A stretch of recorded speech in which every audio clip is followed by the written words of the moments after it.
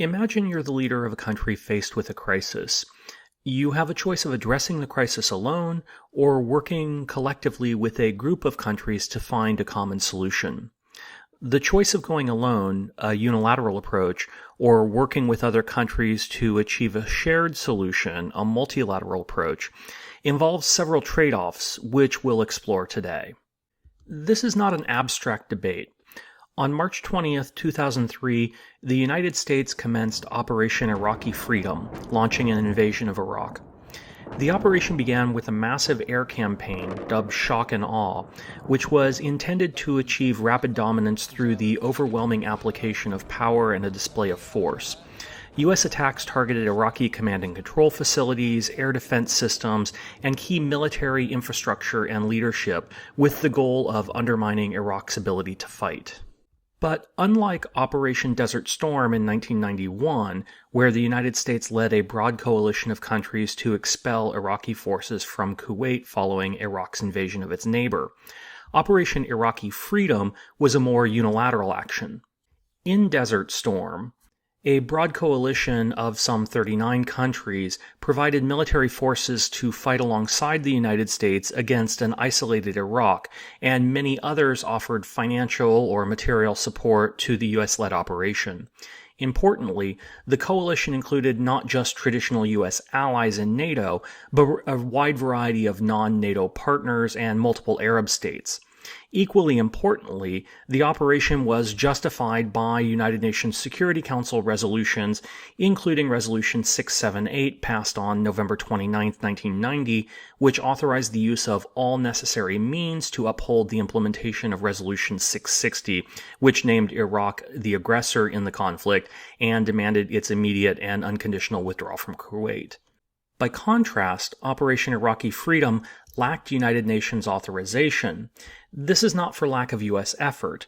Secretary of State Colin Powell had been dispatched on a high-profile mission to the United Nations Security Council in February to present evidence in support of U.S. claims that Iraq was hiding illegal unconventional weapons, including anthrax and a secret nuclear weapons program. A resolution in support of a U.S.-led attack against Iraq was proposed, but ultimately withdrawn without a vote by the Council after it became clear the resolution would not pass. Indeed, critics of the U.S. effort included not just traditional U.S. adversaries like Russia and China, but also traditional U.S. allies like Canada, France, and Germany as well. In the end, the United States chose to pursue a more unilateral course of action, launching the attack against Iraq without United Nations authorization and with a much more limited coalition that included just 6 countries, none of which were from the region. There were other important differences between the two conflicts. Desert Storm had a more narrowly defined mission, namely expelling Iraqi forces from Kuwait and restoring Kuwaiti sovereignty, while Iraqi Freedom had a broader set of less well-defined objectives that included regime change in Iraq, eliminating the perceived threat of Iraq's weapons programs, disarming Iraq, and democratizing the country. As a result, the military campaign in Desert Storm was comparatively short, lasting from just mid-January to the end of February 1991, while combat operations in Iraqi Freedom stretched more than 8 years. The more focused scope of the Desert Storm campaign allowed for a relatively easy victory, having achieved the narrow scope of operations in a relatively short period of time. By contrast, Iraqi Freedom had a mixed set of outcomes at the best. While Saddam Hussein's government was removed from power, the prolonged sectarian violence that followed led to significant casualties, both civilian and military, in Iraq. The instability in Iraq helped to fuel the rise of the Islamic State in Iraq and the Levant, or ISIL, and the U.S.'s willingness to engage in unilateral action without broad international support led to a dramatic erosion of trust and support for the U.S. in the region. Contrasting the two military operations allows us to see some of the advantages and disadvantages of unilateral and multilateral approaches to foreign policy, and we'll return to a few of these in just a minute. Unilateralism in the context of foreign policy can be thought of as an approach to foreign policy where a country acts independently, making decisions and taking actions based solely on its own interests without extensive consultation or coordination with other states. Multilateralism, on the other hand, is an approach to foreign policy where a country engages with other countries, usually through participation in international organizations, to achieve common goals. Usually, unilateralism emphasizes a nation's sovereign autonomy and the pursuit of its national interests, often without seeking broad consensus or approval from other countries. Multilateralism, on the other hand, tends to emphasize collaboration, cooperation, and collective decision-making among multiple actors to address global challenges and pursue common goals. It often entails negotiating and working together with other parties to find common ground and mutually beneficial solutions, taking into account the interests and perspectives of the various stakeholders. But remember that in practice, unilateral and multilateral approaches are two ends of a spectrum with a variety of policy options following somewhere in between. Operation Desert Storm was a relatively multilateral operation in scope, with broad international support from coalition partners and the support of the United Nations Security Council. But it was probably less multilateral than, say, the Paris Climate Accords, which were agreed to by 195 countries in 2015. At the other end of the spectrum, Operation Iraqi Freedom was more unilateral, supported by just a handful of countries without broad global support, and countless bilateral treaties and international agreements are still more unilateral. And of course, states acting entirely alone without international consultation or cooperation are the purest form of unilateralism. Broadly speaking, countries acting alone or in small groups fall on the unilateral side of the spectrum, while countries acting through broadly inclusive organizations with global or near-global membership, like the United Nations or the World Health Organization, tend to fall towards the more multilateral end of the spectrum. We might think of this as inclusive multilateralism, and between the two ends of the spectrum, we can find a variety of types of multilateral cooperation. Regional multilateralism occurs through organizations like the European Union, the African Union, the Arab League, or the Association of Southeast Asian Nations, which focus on cooperation and coordination at the regional level. Elite multilateralism takes place through a variety of international forums involving a relatively small number of countries, usually based on their privileged economic or military position in the global order. Examples of this might include the United Nations Security Council, which has just 15 members, 5 of whom exercise disproportionate power in global politics through their veto power, or the Group of 7, the G7, which is comprised of the 7 of the world's leading economies, or the BRICS countries of Brazil, Russia, India, China, and South Africa, which are increasingly articulating an alternative to the US-led international order. Military alliances like NATO promote security cooperation among like-minded states and might be thought of as a form of militarized multilateralism. And finally, a variety of functional organizations like the World Meteorological Organization or the Universal Postal Union provide a forum for international technical cooperation at various scales. But why would a state choose one strategy over another? Why, in other words, do states sometimes pursue a more unilateral strategy in some cases or a more multilateral strategy in others? Answering that question requires that we understand the benefits and drawbacks of the two approaches. In general, unilateral approaches tend to be quicker and more decisive, permitting rapid reaction to emerging threats and opportunities, and allow a country a greater degree of flexibility and freedom of action. At the same time, unilateral approaches can sometimes alienate other countries, making it more difficult to achieve long-term goals. Unilateral action by one state can even sometimes increase instability and conflict, or perhaps even undermine the rules-based international order promoted by the United States and its allies. By contrast, more multilateral approaches tend to build international cooperation and consensus. As a result, they can often help to legitimize actions and make them more effective, drawing on a wider pool of resources and talent to address complex issues. But on the other hand, multilateral approaches are almost always slower and less efficient and more bureaucratic. This is because bringing a larger number of actors together invariably introduces complexity in decision-making, competing goals and objectives, and different perspectives on problems and their potential solutions. The trade-off between multilateral and unilateral approaches is dictated not just by the preferences of the actors, but by the nature of the problem being addressed. Some issues can be effectively addressed at a national or regional level, leaving states free to pursue unilateral or bilateral approaches to solve it. In the 1970s, for example, the United States and Canada were experiencing a problem with acid rain, resulting from the release of sulfur dioxide and nitrogen oxides into the atmosphere, which ultimately fell back down to Earth as rain and snow and damaged forests, lakes, rivers, ultimately undermining human health and the health of the environment. To address that problem, the United States and Canada signed the Air Quality Agreement, also known as the Acid Rain Treaty, in 1991. That bilateral agreement effectively addressed the problem, dramatically curtailing emissions, causing the problem, and largely eliminating the problem altogether. Because this issue was largely confined to the regional or bilateral level, there was no need to bring in additional parties. But addressing global problems like climate change cannot be effectively addressed at the national or bilateral level. Even if multiple countries were to unilaterally reduce their greenhouse gas emissions, failing to bring in the largest polluters into a comprehensive agreement would make any action relatively ineffective. As a result, a more multilateral approach to this kind of question is needed. Furthermore, multilateral efforts, while more challenging to successfully conclude, can result in more dramatic and far-reaching results. A bilateral trade treaty negotiated between two countries may expand trade between the parties, but not on the same scale as a large regional or even a global agreement. In other words, multilateral diplomacy may allow for benefits that extend beyond the scope of narrower bilateral efforts.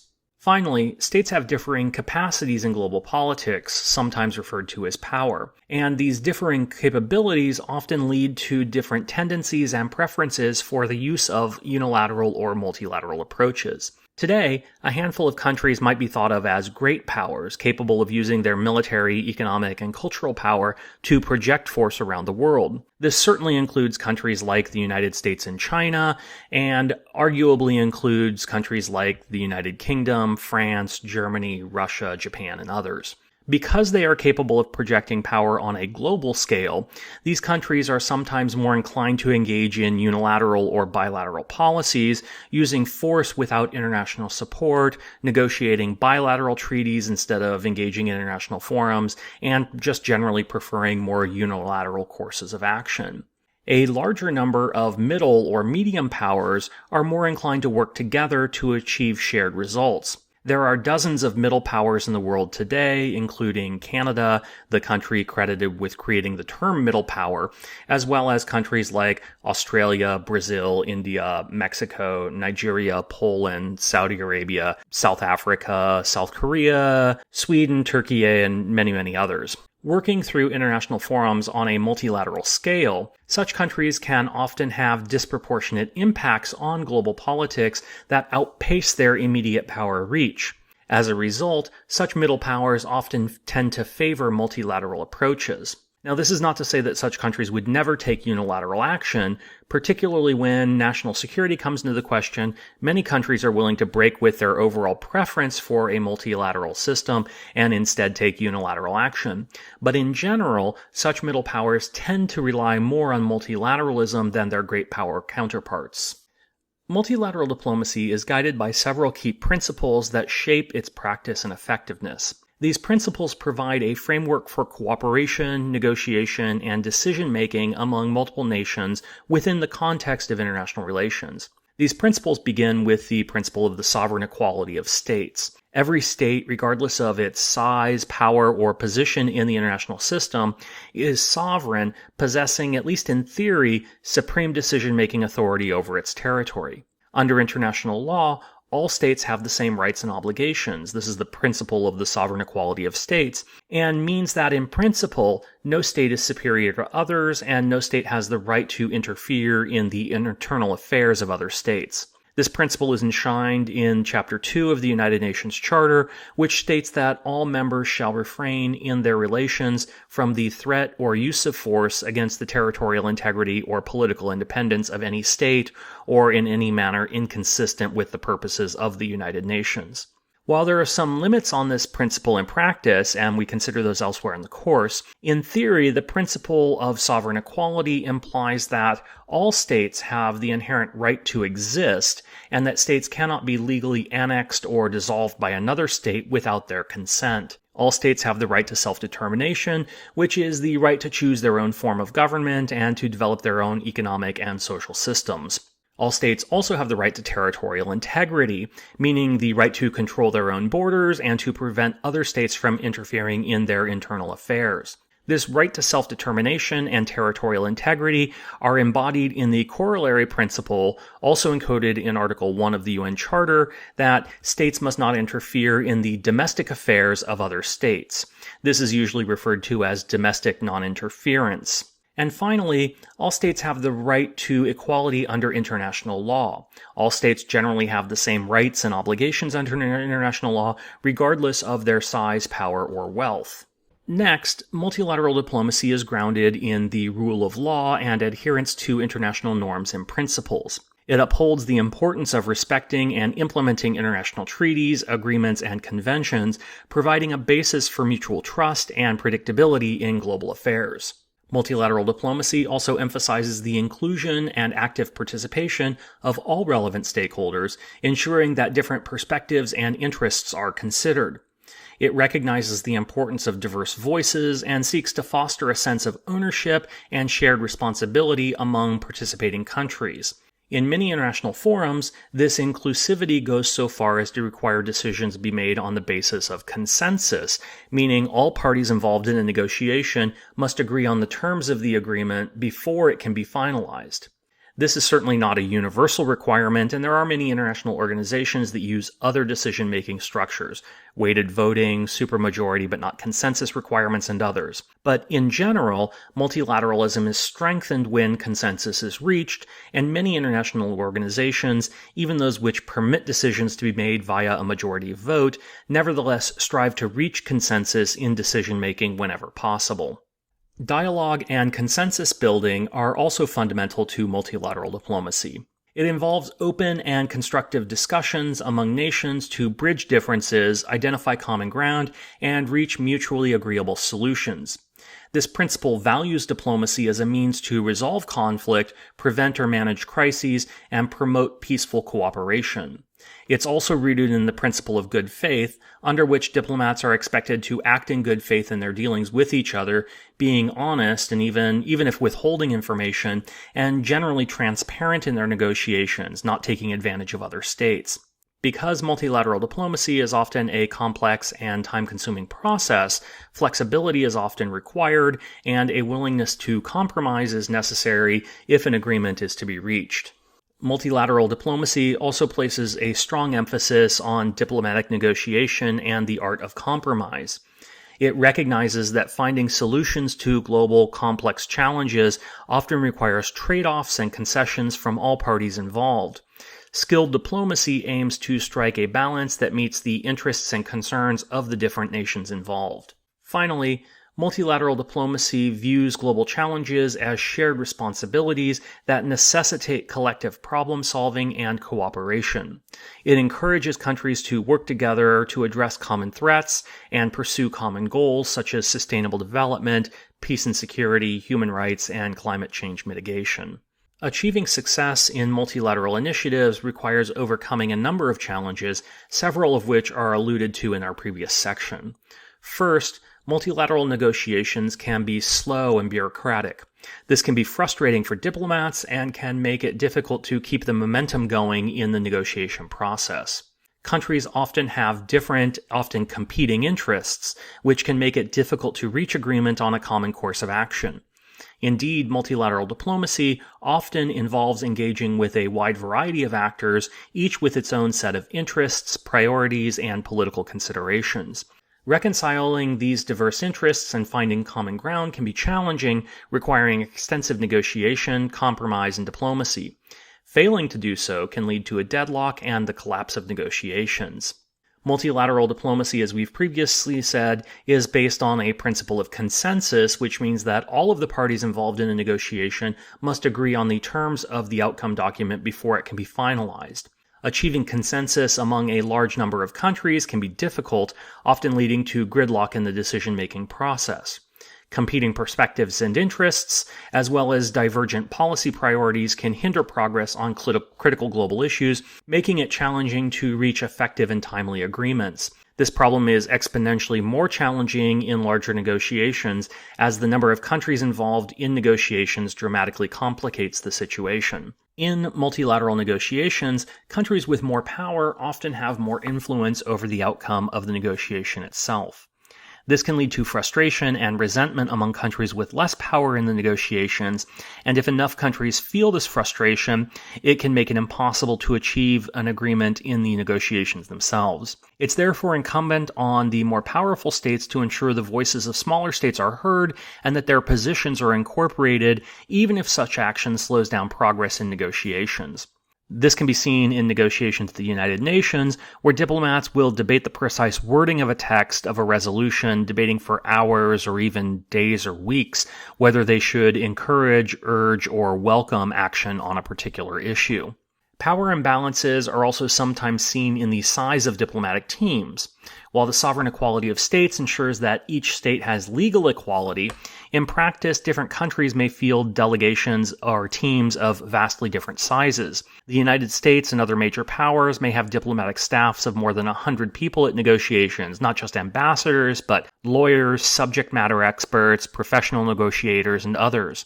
By contrast, some smaller countries may be represented by a single person, and some of the poorest countries may not be able to field representatives at all. Thus, in practice, the sovereign equality of states is not always represented in the final outcome documents. Finally, growing skepticism towards international institutions and rising nationalism in some countries can undermine trust and cooperation in multilateral diplomacy, hindering collective efforts to address pressing global challenges and instead incentivizing more unilateral action. So, if multilateral diplomacy is so hard, why do countries do it? Why not just take unilateral action to address the issues you want to address? There are several reasons countries may decide to engage in multilateral diplomacy, some of which we've previously touched on. First, multilateral diplomacy offers the opportunity for collective problem solving and sharing the burden of addressing global challenges. By pooling global resources, expertise, and perspectives, countries can tackle complex issues more effectively through collective rather than isolated efforts. Multilateral diplomacy also helps to establish norms and rules and international legal frameworks that guide global actions. Through participation in multilateral processes, countries can shape these norms, contributing to a more stable and predictable international order. Multilateral diplomacy promotes cooperation and the development of diplomatic networks, engaging in sustained dialogues and building relationships with multiple countries strengthens diplomatic ties, fosters understanding, and opens avenues for cooperation beyond the specific issue being addressed. Further, multilateral diplomacy provides a platform for countries to amplify their influence by forming coalitions and alliances, essentially allowing them to punch above their weight. By joining forces with like-minded countries, states can leverage collective influence to advance shared interests, shape agendas, and influence global outcomes. This is exemplified most dramatically by the role played by middle powers in global politics. Multilateral diplomacy also allows for a comprehensive approach to tackling global problems. By bringing together diverse perspectives, expertise, and resources, multilateral efforts can address complex interconnected issues like climate change, public health crises, terrorism, and sustainable development. Finally, multilateral diplomacy emphasizes peaceful conflict resolution through negotiation and dialogue. It provides a forum for countries to resolve disputes, mediate conflicts, and prevent escalation, reducing the likelihood of resorting to armed force. That's it for now. Be sure to check out the other videos in this series and leave any questions you have in the comments section below. Thanks for watching, everyone.